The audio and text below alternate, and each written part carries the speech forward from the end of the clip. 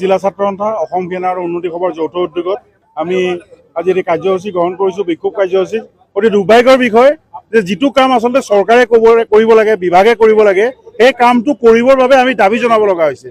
যে যিটো আমাৰ পুৰণা ৰাস্তা, যিটো মিছন চাৰিআলি বা বালিপাৰা গৰৈমাৰী সনামুখ হৈ আপোনাৰ যিটো জামুগুৰি হাটলৈ গৈছে, এই ৰাস্তাটোৰ অৱস্থা অত্যন্ত জৰাজীৰ্ণ হৈ আছে। গতিকে সেই ৰাস্তাটোত যথেষ্ট দুৰ্ঘটনাৰ সৃষ্টি হৈছে। বহুত ঐতিহ্যপূৰ্ণ ঠাই আছে সেই ৰাস্তাটোদি সংযোগ কৰা, নামেৰি ৰাষ্ট্ৰীয় উদ্যান আছে, বিভিন্ন স্কুল কলেজ মহাবিদ্যালয় আছে, কিন্তু যাতায়াতৰ ক্ষেত্ৰত প্ৰকাণ্ড গাঁত সৃষ্টি হোৱাৰ বাবে আমাৰ যাতায়াতৰ কাৰণে যথেষ্ট অসুবিধা হৈছে। গতিকে মই বিভাগলৈ আহ্বান জনাইছোঁ, চৰকাৰলৈ আহ্বান জনাইছোঁ যে অনতিপলমে এই পথছোৱা তেওঁলোকে নিৰ্মাণ কৰক, আৰু যদি নিৰ্মাণ কৰিব নোৱাৰে তেতিয়াহ'লে তেওঁলোকে ৰাস্তাটো মীন পালন বিভাগক হস্তান্তৰ কৰি দিয়ক। কমচে কম মাছ পুহি পেলাই অসমৰ শিক্ষিত নিবনুৱাসকল স্বনিৰ্ভৰশীল হ'ব পাৰিব। গতিকে মই এইটো আহ্বান থাকিল যে এই পথছোৱা তেওঁলোকে নিৰ্মাণ কৰি ৰাইজৰ যাতায়াত সুচল কৰিবলৈ আহ্বান জনালোঁ।